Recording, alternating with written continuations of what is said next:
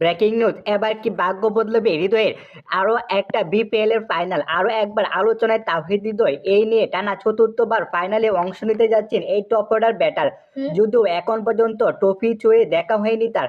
টানা 3 ফাইনালে হারের দুঃখ এবার কি ঘুচাতে পারবেন হৃদয়, নাকি ফরচুন বরিশাল, সিলেট স্ট্রাইকার্সের এবং কুমিল্লা ভিক্টোরিয়ান্সের পর একবারও কপাল পূর্বে কি বরিশালের হয়েও? কুফা বা অপয়া শব্দটি দুটো আজকাল ক্রিকেট মাঠে হামেশাই দেখা ব্যবহার করা হয়েছে।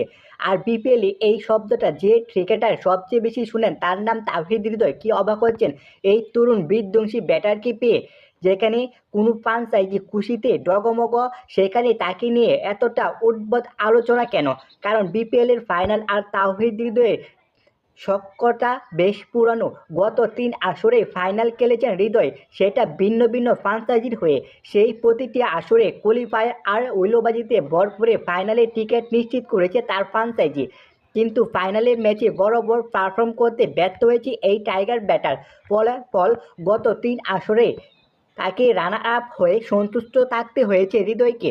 খেলাধুলার টুকরো টুকরো খবর পেতে এনসাইক্লোপিডিয়া স্পোর্টস নিউজটাকে সাবস্ক্রাইব করে আমাদের পাশে থাকুন। ধন্যবাদ এভরিওয়ান।